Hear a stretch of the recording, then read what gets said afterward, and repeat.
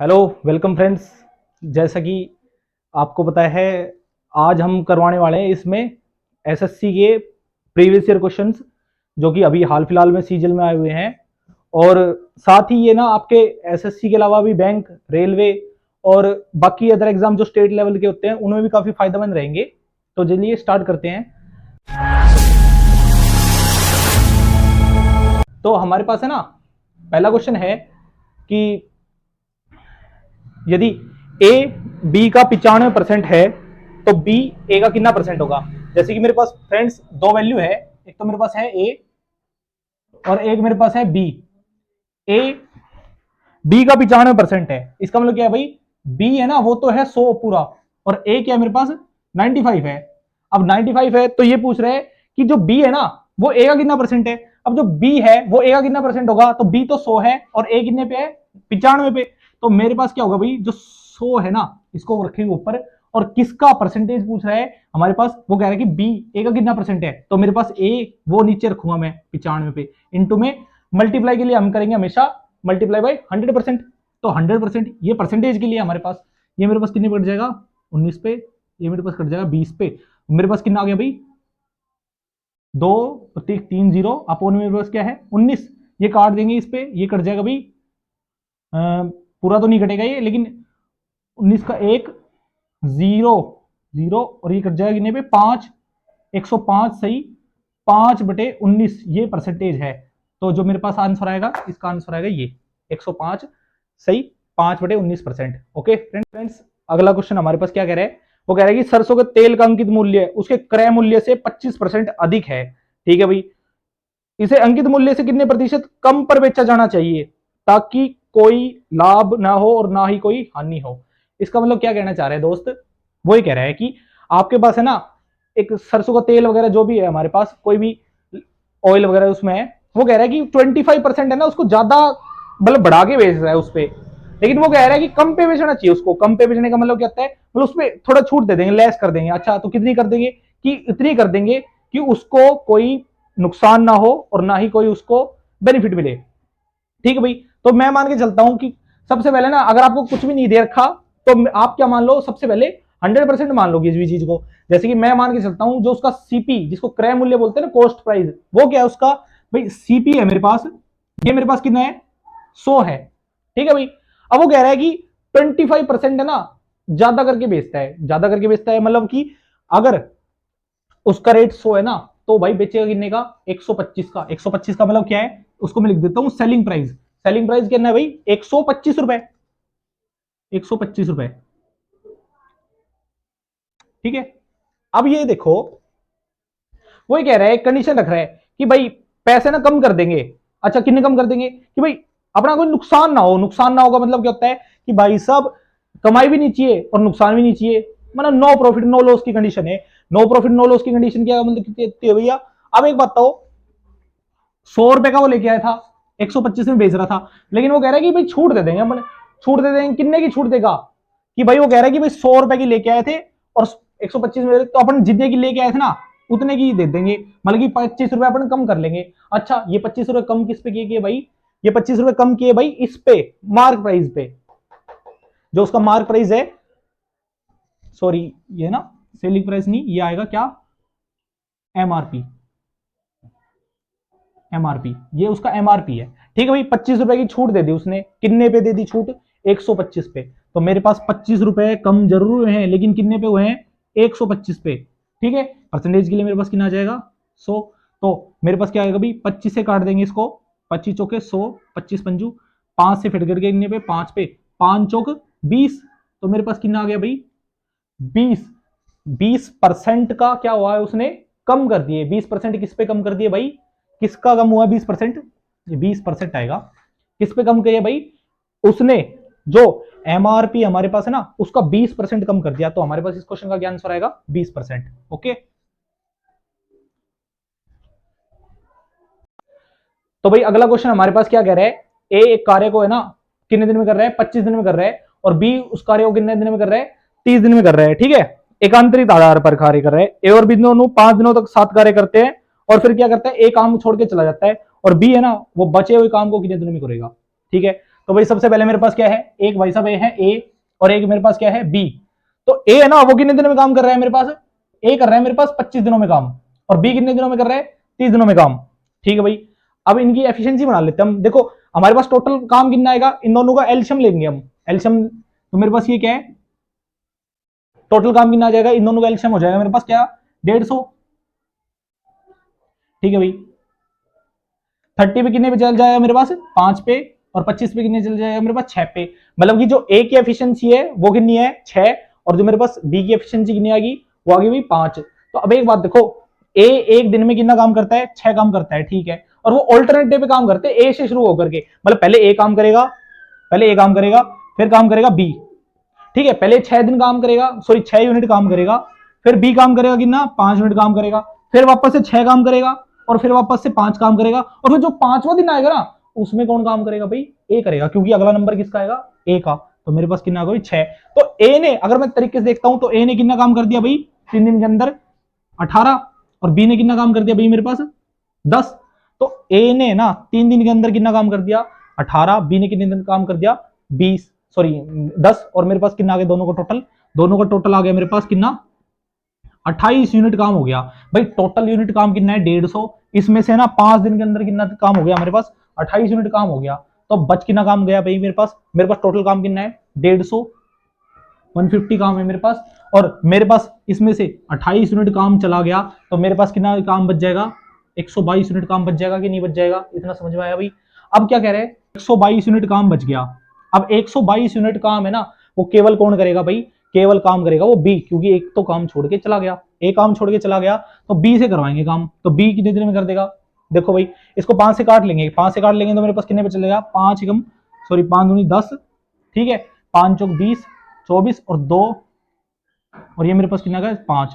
तो मेरे पास जो टोटल वर्क आएगा ना वो कितना आएगा मेरे पे 24 दिन में कितना काम कर देगा, सॉरी बी कितना काम कर देगा 24 सही 2/5 दिन लगाएगा उसको काम करने में। एक बार फिर से रिपीट कर देता हूं मैं क्वेश्चन को, देखो भाई एक काम को कितने दिन में करता है 25 दिन में, बी कितने में करता है 30 दिन में। अब वो कहता है कि ऑल्टरनेट दिन में काम करते हैं, मतलब कि पहले ए से शुरू होगा, फिर बी, फिर अगले दिन फिर ए, फिर बी, फिर ए, फिर बी।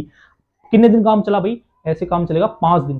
5 दिन का मतलब क्या होता है कि भाई ए एक दिन काम किया, अगले दिन बी, अगले दिन फिर ए, तो ए ने कर लिया 3 दिन काम, और बी कर लेगा कितने दिन काम 2 दिन काम कर लेगा, ठीक है।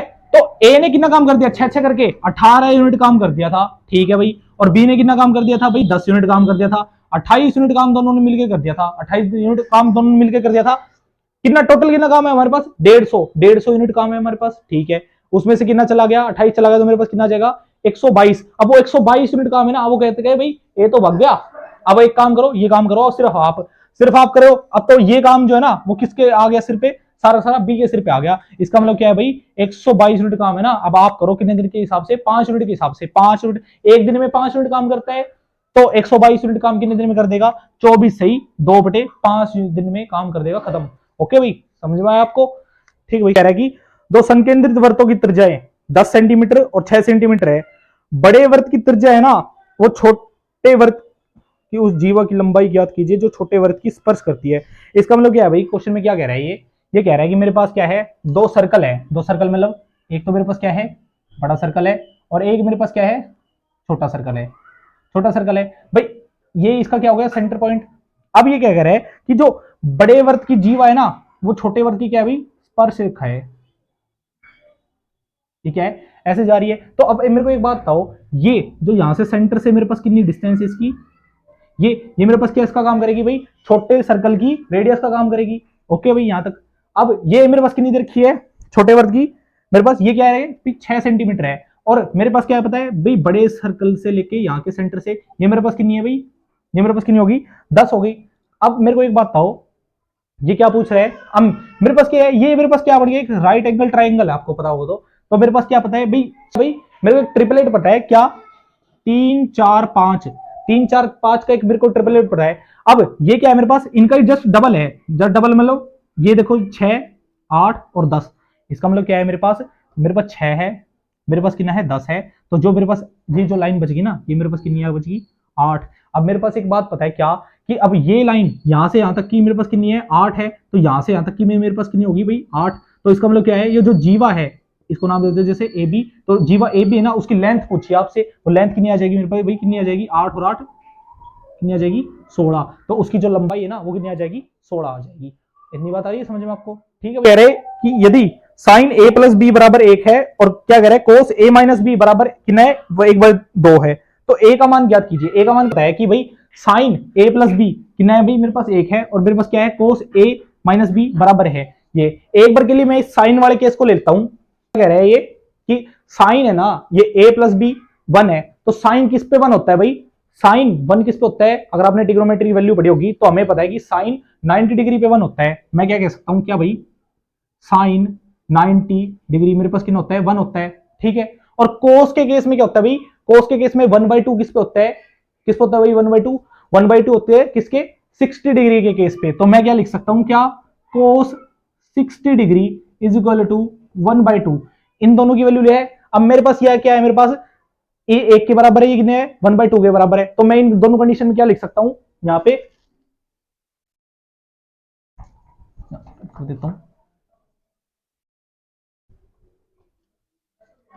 ये जो एक था मेरे पास इसकी मैं क्या लिख सकता हूं भाई साइन 90, और ये मैं क्या लिख सकता हूं भाई, क्या इसको क्या लिख सकता हूं मैं कोस 60 डिग्री। ठीक है, यहां पे आ गया sine A plus B is equal to sine 90 और cos A minus B is equal to cos 60 degree. तो मेरे पास यहां से क्या जगह भी कोस से कोस कैंसिल, साइन से साइन कैंसिल, मेरे पास क्या बचेगा अगला A plus B is equal to 90 degree और ए माइनस का बी ये कितना बचेगा भाई मेरे पास 60 डिग्री। अब इन दोनों को कैलकुलेट कर लेंगे। देखो ए तो सेम है, बी क्या मेरे पास एक प्लस एक माइनस का, तो मेरे पास क्या हो जाएगा कैंसिल। मेरे पास 90 और 60 कितना हो जाएगा मेरे पास 150 और ये मेरे पास कितना आ जाएगा भाई 2a। ए की वैल्यू यहां से कितनी आ जाएगी, कितनी आ जाएगी भाई 75 डिग्री। और उसने पूछा क्या आंसर में कि ए की वैल्यू बताओ, और ए की वैल्यू हमारे पास कितनी आ गई भाई 75 डिग्री। ठीक है, तो आपका जो आंसर आएगा वो कितना आ जाएगा 75 डिग्री। ए हमारे पास कितना है 75 डिग्री है भाई। ठीक है, ओके। अगला क्वेश्चन हमारे पास क्या कह रहा है ये यहाँ पे कि जो 900 मीटर एक लंबी ट्रेन है, एक जो ट्रेन है उसकी लेंथ कितनी है मेरे पास, कितनी है 900 मीटर है। ठीक है भाई, और क्या कह रहा है भाई उसकी स्पीड कितनी है, उसकी स्पीड कितनी है भाई हमारे पास 108 kilometre per hour, kilometre per hour में दे रखी है। और वो क्या कह रहा है भाई इसे 900 मीटर लंबे प्लेटफॉर्म को पूरी तरह पार करने में कितना टाइम लगेगा। अच्छा ठीक है, एक बात बताओ भाई मेरे को कि भाई ट्रेन की जो लंबाई है वो कितनी है 900 मीटर और जो स्पीड है उसकी कितनी स्पीड से चल रही है 108 किलोमीटर पर आवर। ठीक है भाई, और उसको है ना क्या करना है एक प्लेटफॉर्म को भी पार करना है जिसकी प्लेटफॉर्म लेंथ में लिख देता हूं यहाँ पे कितनी है, वो भी कितनी है भाई 900 मीटर है। ठीक है भाई, तो आपने इस चीज में देखा होगा कि हमें ना यूनिट सेम करते हैं। यूनिट सेम का मतलब कहता है देखो यहाँ पे मीटर है, यहाँ पे भी क्या है, ये भी क्या इसमें मीटर के अंदर है, लेकिन यहाँ पे मेरे पास क्या है किलोमीटर पर आवर है। या तो हम मीटर पर सेकंड में कन्वर्ट करें इसको या फिर हम किलोमीटर पर आवर में रहने दें। लेकिन जो हमारे पास जो फाइनल आंसर पूछा गया है ना वो हमारे पास किस में पूछा गया है, सेकंड के अंदर वो टाइम पूछ रहा है। तो इसका मतलब क्या है हम इसको भी मीटर पर सेकंड के अंदर कन्वर्ट करेंगे।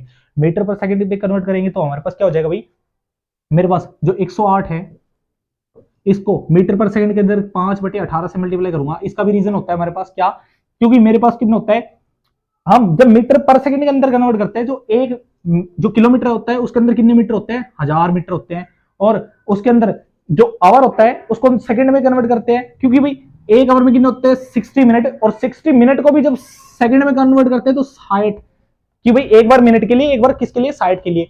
तो हमारे पास क्या आ जाएगा भाई एक जीरो से तो एक जीरो कट जाएगी, एक जीरो से एक जीरो कट जाएगी, तो हमारे पास कितना आ गया भाई ये आ गया 10 और ये 6 और 6 36।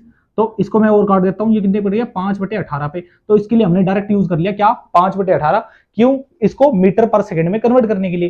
तो जैसे हम इसको मैं काट देता हूं, जैसे 9 से कट गया मेरे पास 2 पे, ये 9 से कट गया 1 पे फिर 2 पे, फिर वापस से कितने पड़ गया 6 और ये गुणा 5, ये मेरे पास कितना आ जाएगा भाई 30। तो जो उसकी स्पीड आ गई ना उसको क्या लिख सकता हूं मैं, वो 30 पर मिनट, इसको क्या लिख सकता हूं मैं स्पीड है उसको मैं क्या लिख सकता हूं भाई 30 मीटर पर सेकंड ये लिख सकता हूं उसको। ठीक है भाई, अब इसके अंदर जो मेन काम है कि वो पूछ रहे हैं कि जो ट्रेन है ना वो प्लेटफॉर्म को कितनी देर में पार कर लेगी। देखो ट्रेन क्या होता है जब किसी पेड़ वगैरह को किसी आदमी को जब किसी पोल को पार करते हैं ना तो खुद की लेंथ ही क्या करती है दौड़ाती है वहां पे, लेकिन जब वो प्लेटफॉर्म को या फिर किसी टनल को या फिर कोई भी ऐसी चीज जो ट्रेन की बराबर की लंबाई जिस उसके कंपैरिजन में नेग्लेक्ट ना हो, उसको जब पार करती है तो दोनों की लंबाई को वो पार करती है। एक तो ट्रेन खुद की लंबाई भी पार करेगी, और दूसरा क्या है, वो प्लेटफॉर्म की लंबाई को भी उसको क्या करना होता है, कवर करना होता है। तो दोनों लेंथ हमारे पास क्या हो जाएगी भाई, जुड़ जाएगी। इसका मतलब क्या होता है मेरे पास, तो 900 मीटर तो है ना किसकी, ट्रेन की लंबाई, और 900 मीटर ही क्या उस प्लेटफॉर्म की लंबाई वो पार करेगी। कौन, ट्रेन। किस स्पीड से चल रही है वो, 30 मीटर पर सेकंड की स्पीड से चल रही है। तो हमारे पास जो टाइम निकालने का फॉर्मूला होता है हमारे पास क्या होता है, speed is equal to distance upon में टाइम। अगर मेरे को टाइम निकालना है तो कन्वर्ट हो जाएंगे, टाइम कितना हो जाएगा मेरे पास, डिस्टेंस अपॉन में स्पीड। तो डिस्टेंस कितनी होगी उनकी, 900 और 900 मेरे पास कितनी होगी भाई, 1800, और उसकी स्पीड किस स्पीड से चल रही है, 30 मीटर पर सेकंड से। तो मैं क्या कर दूंगा, काट दूंगा इसको। ये मेरे पास क्या आ गया, ये मेरे पास क्या आ गया भाई, टाइम। टाइम किस में आ गया मेरे पास, सेकंड्स के अंदर आएगा। तो मेरे पास उसका जो टाइम लगा है ना, वो मेरे पास कितना लगा है, 30 सेकंड्स। वो 30 सेकंड्स के अंदर पार करती है। देखो अब तक क्या देख लिया हमने कि भाई ट्रेन है उसकी लंबाई कितनी है, 900 मीटर है। ट्रेन की लंबाई 900 मीटर है, ठीक है। ट्रेन की जो स्पीड चल रही है ना, वो 108 किलोमीटर पर आवर की स्पीड से चल रही है, जिसको हमने कन्वर्ट कर लिया मीटर पर सेकंड में। तो मेरे पास कितना आ गया, 30 मीटर पर सेकंड। ओके। और एक पोल है, नहीं सॉरी, प्लेटफॉर्म है, उसकी जो लंबाई ना वो कितनी है, वो भी 900 मीटर है। जब ट्रेन प्लेटफॉर्म और खुद की लंबाई को पार करेगी तो दोनों की लंबाई जुड़ जाएगी। ठीक है भाई, किस स्पीड से चल रही है, स्पीड से। और जो हमारे पास फाइनली काटने के बाद आंसर क्या जाएगा मेरे पास, जो टाइम उसने लिया ना ट्रेन ने, वो कितना टाइम ले लिया, 30 सेकंड का टाइम ले लिया। इसका मतलब क्या है, वो खुद की स्पीड और प्लेटफॉर्म की स्पीड जब दोनों, सॉरी, खुद की लेंथ और प्लेटफॉर्म की लेंथ दोनों को कवर करेगी तो हमारे पास कितना टाइम लगा देगी, 30 सेकंड, सॉरी 60 सेकंड लगा देगी भाई। यहाँ पे क्या है, 60 लिख दिया, गलती से 30 लिख दिया। क्वेश्चन हमारे पास क्या करे, 7b माइनस का 1/4b इज इक्वल टू, मेरे पास कहना है 7, और मेरे पास उसने पूछा क्या है, 16b स्क्वायर प्लस का 1/49 B square is equal to, मेरे पास क्या आएगा। ठीक है भाई, सोल्व करते हैं। देखो मेरे पास क्या है भाई, अगर इसको नॉर्मल तरीके से करना होता तो हमारे पास क्या होता है, हम स्क्वायर करते हैं। देखो 7 का स्क्वायर करते हैं, इधर इधर इसका स्क्वायर करते हैं, और इधर भी इसका स्क्वायर करते हैं। लेकिन ये मेरे पास थोड़ा सा उल्टा है। यहाँ पे क्या कह रहा है भाई, यहाँ पे तो 7b स्क्वायर है, यहाँ पे 4b स्क्वायर है, लेकिन इसका जब स्क्वायर करेंगे ना हमारे पास, तो ये तो उल्टा दे रखा है, ये वैल्यू एक दूसरे की उल्टी आ जाएंगी क्या। तो अब क्या करेंगे भाई, इस केस में हमारे पास क्या करेंगे भाई, जो 7b स्क्वायर है ना, इसको क्या करेंगे, इसको यहाँ पे ना 4b बनाना पड़ेगा हमें, और यहाँ पे कितना बनाना पड़ेगा, 7। तो इसको कैसे करेंगे हम, देखो भाई इसको 2 मिनट के लिए हटा देता हूं मैं। देखो यहाँ पे कितना है मेरे पास, 7b है, और यहाँ पे कितना है भाई, मेरे को 4 चाहिए। तो मैं सबसे पहले क्या कर दूंगा, 7 से तो इसको क्या कर दूंगा, पूरे को, इस पूरे को क्या कर दूंगा भाई, 7 से तो मैं डिवाइड कर दूंगा, और क्या करूंगा भाई, 4 से मैं मल्टीप्लाई करवा दूंगा। अब देखो ये अंदर आएगा जब क्या होगा इसके अंदर, कि भाई 7 से होगा तो 7 से 7 चला जाएगा, और 4 मेरे पास कितना आ जाएगा, 4b। इतनी बात आ गई, क्योंकि 7 से 7 चला जाएगा और बचेगा क्या, b। तो 4b आ गया मेरे पास यहाँ पे, माइनस का, यहाँ पे कितना भाई, अब मेरे पास 4 से 4 चला जाएगा, और यहाँ पे कितना बचेगा भाई, 1/7b। लेकिन आपने यहाँ पे इसको मल्टीप्लाई कर दिया, लेकिन दूसरी साइड भी तो करना पड़ेगा इस टू के। तो मैं क्या करता हूँ भाई, यहाँ पे भी क्या करता हूँ, 4/7 से मल्टीप्लाई कर देता हूँ। तो मेरे पास कितना आ जाएगा भाई, ये 7 से 7 कट जाएगा, और ये मेरे पास कितना आ जाएगा, 4। तो मेरे पास इक्वेशन नहीं बन गई ये। अब इसको करना इजी रहेगा हमारे लिए, अब इसको इजी रहेगा। तो मैं क्या कर देता हूँ भाई, squaring on both side, squaring on both side कर देंगे हम। तो यहाँ पे क्या आ जाएगा भाई, a का स्क्वेयर प्लस में b का स्क्वेयर, 49b का स्क्वायर, a का स्क्वायर प्लस b का स्क्वायर, माइनस का 2ab, तो माइनस का 2ab, 4b मल्टीप्लाई में कितना आ जाएगा मेरे पास, 7, सॉरी 1/7b, 1/7b। ठीक है, और इज इक्वल टू मेरे पास कितना आ जाएगा भाई, 4 का स्क्वायर होता है 16। इतनी बात आ गई यहाँ तक समझ में, ठीक है। अब देखो मेरे पास क्या है, उसने ये तो पूछा ही मेरे पास क्या, उसने इतनी बात तो मेरे पास पूछी है। अब यहां से क्या हो जाएगा भाई, एक बी से एक बी कैंसिल हो जाएगा, मेरे पास कितना आ जाएगा, ये 4 × 2, 4 दूनी 8, और ये कितना आ जाएगा, 8/7। यहाँ पे मेरे पास कितना हो गया भाई, माइनस का 8/7। इसको क्या लिख सकता हूँ यहाँ पे, 16b स्क्वायर प्लस का 1/49 b स्क्वायर, माइनस में मेरे पास b से b कैंसिल हो गया, 4 दूनी 8, 8/7 बराबर मेरे पास कितना आया इधर, 16 आ गया। यहाँ तक ठीक है। मेरे को क्या चाहिए, मेरे को चाहिए ये वाली वैल्यू, मेरे को क्या चाहिए ये वाली वैल्यू। इधर माइनस में है, इधर जाके कितना हो जाएगा भाई प्लस में। इधर मैं साइड में कर देता हूँ इसको, मेरे पास कितना आ जाएगा भाई, ये 16 है इधर, और मेरे पास क्या हो जाएगा भाई, सॉरी 16, और ये क्या हो जाएगा प्लस में, तो 8/7 हो जाएगा मेरे पास। इनका एल्शियम ले लेंगे हम, 7 है, 7 से चला जाएगा सीधा, 7 6 42, 42 का 2, 4 का यहाँ पे, 7 1 7, 7 और 4 11, प्लस का यहाँ पे कितना हो जाएगा 8, तो मेरे पास कितना हो जाएगा भाई 120/7, 120/7 आ गया मेरे पास यहाँ पर। ठीक है, तो मैं इसको क्या लिख सकता हूँ, यहाँ पे थोड़ा सा रफ कर देता हूँ मैं इसको भाई,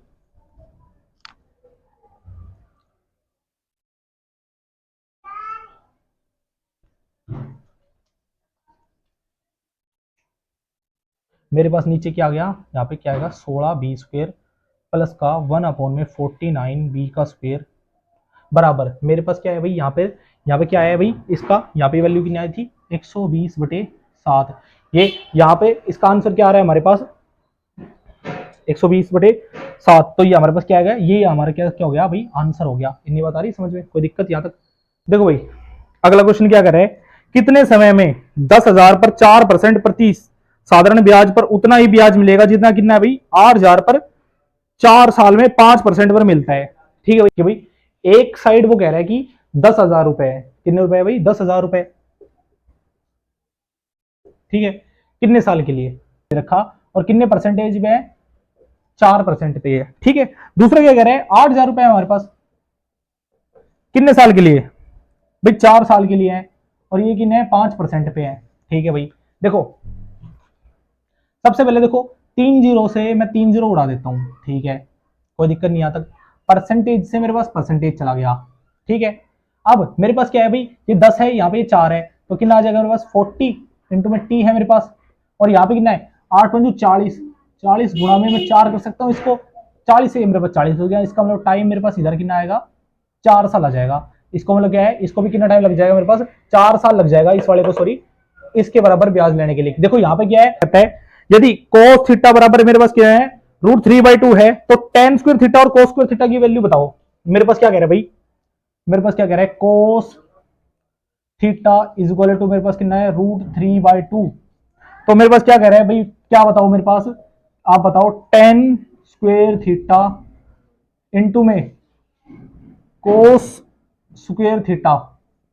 देखो यहाँ पे क्या है, कुछ नहीं, मेरे को केवल क्या है थीटा की वैल्यू लेके आनी है। थीटा की वैल्यू यहाँ पे लिखे आगे भाई, देखो कोस थीटा 3/2 है ना, कोस के अंदर कहाँ पे आता है 3/2 आता है मेरे पास, कितने पे 30 डिग्री पे आता है, तो मैं क्या लिख सकता हूँ इसको भाई, कोस जो है ना कोस 30, वो क्या लिख सकता हूँ, इसको लिख सकता हूँ मैं कोस 30 को √3/2 है ना हमारे पास, वो कितने पे आता है कोस 30 पे आता है, कोस 30 पे आता है, तो मेरे पास यहाँ पे क्या हो जाएगा कोस से कोस कैंसिल हो जाएगा, और जो थीटा की वैल्यू है ना वो कितनी आ जाएगी मेरे पास 30 डिग्री आ जाएगी, और जो 30 डिग्री है ना जो थीटा की वैल्यू वही क्या कर देंगे इसमें पुट कर देंगे। पुट कर देंगे कैसे भाई, मेरे पास कितना है tan क्या आएगा भाई 1 जो √3 है ना, ये मेरे पास कितना हो जाएगा 1/3 मल्टीप्लाई में, ये मेरे पास कितना है, देखो रूट से रूट ये मेरे पास कट जाएगा कैंसिल हो जाएगा, मेरे पास कितना आ जाएगा 3, और यहाँ पे कितना आ जाएगा 2, मेरे पास 3 से 3 कट गया, तो मेरे पास कितना आ जाएगा 1/2, ये मेरा आंसर आ जाएगा, कितना आ जाएगा मेरा आंसर 1/2। फिर से देख लो एक बार, देखो कोस थीटा है ना वो कितना है √3/2 है, √3/2 कितने पे होता है कोस पे 30 डिग्री पे होता है,